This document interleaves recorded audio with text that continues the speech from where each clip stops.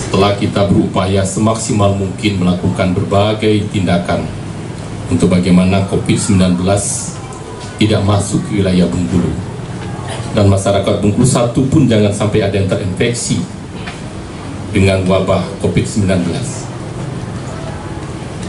Tadi malam kita mendapatkan hasil laboratorium yang sungguh sangat membuat hati kita semua berkesimpulan. Usaha ikhtiar yang sudah kita lakukan secara luar biasa, secara bersama-sama ini, ternyata Provinsi Bengkulu akhirnya tadi malam satu pasien suspek COVID-19 berdasarkan hasil laboratorium pemeriksaan dari Palembang, spesimen yang kita kirim pada tanggal 26 Maret yang lalu. Sekali lagi jawabannya tadi malam kita dapatkan, ternyata yang bersangkutan positif COVID-19.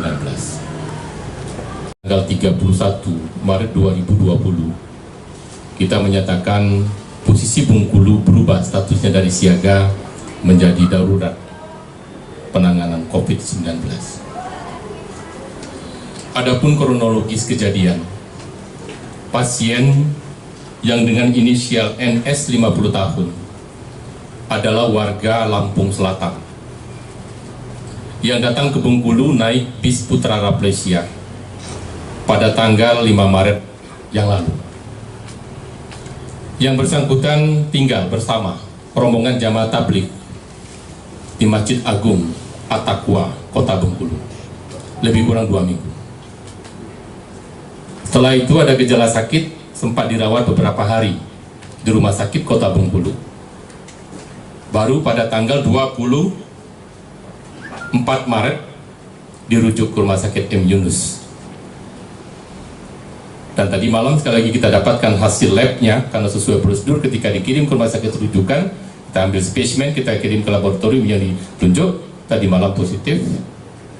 Dan innalillahi wa inna ilaihi raji'un. Pagi tadi pukul 7.30 yang bersangkutan meninggal dunia. Sekali lagi, tidak secara efektif akan bisa melakukan upaya pencegahan itu. Apalagi sekali lagi, ini kemarin kalau kita tutup sangat berbahaya sekali justru. Ternyata kuman itu ada di dalam wilayah kita sendiri. Makanya sekali lagi penting kita katakan kedisiplinan. Ini kalau dari awal yang bersangkutan melapor, ya, dan dengan kesadaran menyampaikan bahwa yang bersangkutan punya potensi terinfeksi, saya kira tidak akan seperti ini kejadiannya. Silakan. Bersamaan pada waktu isolasi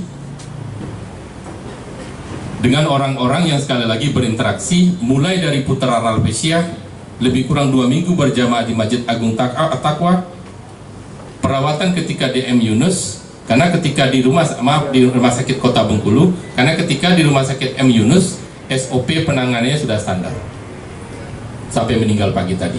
Sehingga kita yakinkan ketika mulai masuk wilayah M. Yunus Bengkulu, kuman itu sudah bisa diputus. Karena penanganannya sekali lagi sudah menggunakan standar SOP suspek COVID-19 sebagai wabah penyakit menular.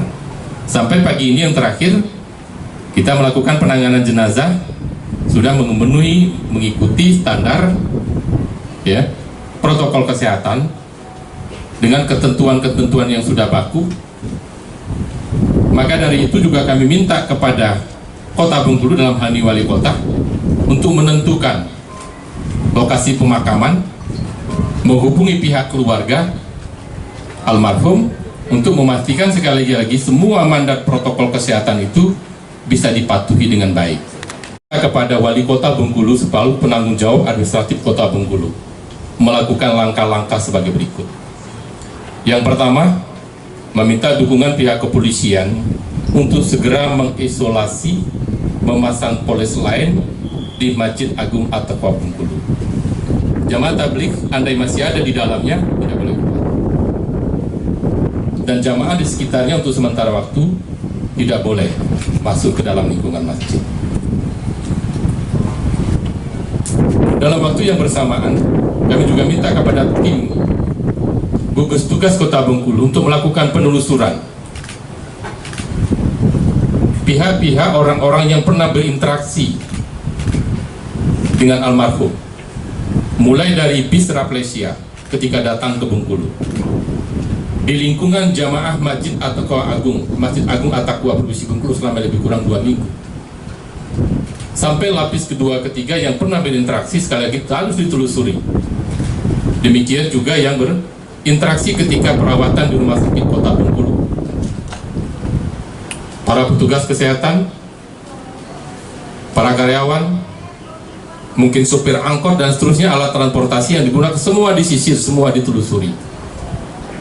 Maka gugus tugas Kota Bengkulu memastikan berapa jumlah orang yang pernah kontak dan berinteraksi dengan almarhum dipastikan diisolasi di tempat tertentu. Langkah kedua, yang terpisah dengan semua fasilitas pelayanan kesehatan yang ada yang berlaku umum, apalagi fasilitas-fasilitas umum. Silakan tentukan dengan kota. Jangan sampai ya warga Lampung Selatan yang datang ke Bengkulu ini justru menjadi sumber penyebaran kepada masyarakat Bengkulu yang lain. Karena sudah sangat jelas dalam protokol kesehatan, maksimum 4 jam setelah meninggal jenazah harus dimakamkan. Sekali lagi kita mintakan nanti wali kota mengambil sikap secara cepat di mana lokasi pemakaman yang diurus, karena proses pemakaman, kewenangan pengelolaan pemakaman itu ada di kabupaten kota. Terakhir, sebagai bentuk antisipasi lebih jauh terhadap penyelamatan dan pengamanan warga Bengkulu dari wabah COVID-19, maka kami minta dukungan dari aparat kepolisian, TNI. Saya ingin memastikan semua jamaah tabligh yang masih ada di wilayah Bengkulu. Kemarin sempat kami mendapatkan laporan ketika di Kabupaten Kaur juga ada sekitar 12 orang. Itu juga kami mintakan secara tegas hari ini harus meninggalkan Provinsi Bengkulu. Harus meninggalkan Provinsi Bengkulu. Kembali silakan pulang ke alamatnya masing-masing. Tentu dalam posisi harus diamankan ya, dengan secara isolasi, dengan kendaraan khusus untuk kita kembalikan. Karena mengapa? Semua wilayah Sumatera sudah zona merah. Jadi tidak ada alasan lagi masing-masing daerah untuk saling menolak. Yang ada sekarang adalah kembalikan kepada alamatnya masing-masing. Jangan sampai dia menjadi sumber ya hospes yang membawa wabah menyebarkan ke masyarakat kita Provinsi Bengkulu. Masyarakat yang masih berkeliaran, berpindah-pindah dari satu tempat ke tempat lain, justru yang kita mintakan sekarang adalah berdiam diri di rumah masing-masing dalam bentuk isolasi mandiri pengamanan itu. Itulah poin-poin yang kami sampaikan kepada kita semua untuk segera kita tindak lanjuti yang sesuai dengan protap yang baku penanganan wabah penyakit menular. Terima kasih. Assalamualaikum warahmatullahi wabarakatuh.